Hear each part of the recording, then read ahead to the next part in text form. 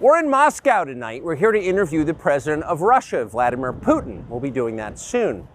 There are risks to conducting an interview like this, obviously, so we thought about it carefully over many months. Here's why we're doing it. First, because it's our job. We're in journalism. Our duty is to inform people. 2 years into a war that's reshaping the entire world, most Americans are not informed. They have no real idea what's happening in this region, here in Russia or 600 miles away in Ukraine. But they should know. They're paying for much of it in ways they might not fully yet perceive.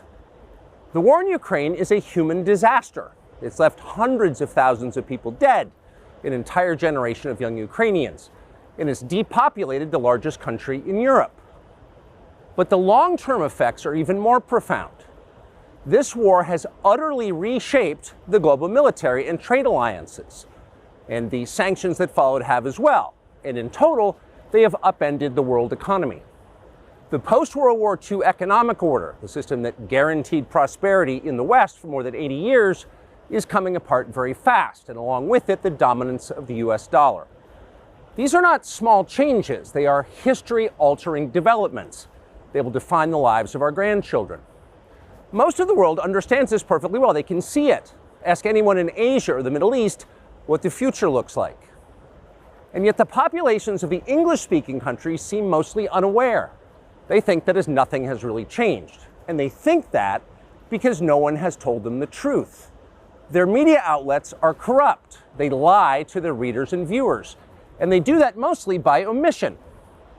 For example, since the day the war in Ukraine began, American media outlets have spoken to scores of people from Ukraine, and they've done scores of interviews with Ukrainian President Zelensky. We ourselves have put in a request for an interview with Zelensky, and we hope he accepts. But the interviews he's already done in the United States are not traditional interviews. They are fawning pep sessions specifically designed to amplify Zelensky's demand that the U.S. enter more deeply into a war in Eastern Europe and pay for it. That is not journalism. It is government propaganda. Propaganda of the ugliest kind, the kind that kills people. At the same time, our politicians and media outlets have been doing this, promoting a foreign leader like he's a new consumer brand. Not a single Western journalist has bothered to interview the president of the other country involved in this conflict, Vladimir Putin. Most Americans have no idea why Putin invaded Ukraine or what his goals are now. They've never heard his voice. That's wrong. Americans have a right to know all they can about a war they're implicated in, and we have the right to tell them about it because we are Americans too. Freedom of speech is our birthright. We were born with the right to say what we believe. That right cannot be taken away no matter who is in the White House. But they're trying anyway. Almost 3 years ago, the Biden administration illegally spied on our text messages and then leaked the contents to their servants in the news media. They did this in order to stop a Putin interview that we were planning. Last month, we're pretty certain they did exactly the same thing once again.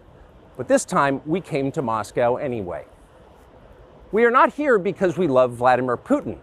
We are here because we love the United States, and we want it to remain prosperous and free. We paid for this trip ourselves. We took no money from any government or group, nor are we charging people to see the interview. It is not behind a paywall. Anyone can watch the entire thing, shot live to tape and unedited, on our website, tuckercarlson.com. Elon Musk, to his great credit, has promised not to suppress or block this interview once we post it on his platform, X, and we're grateful for that.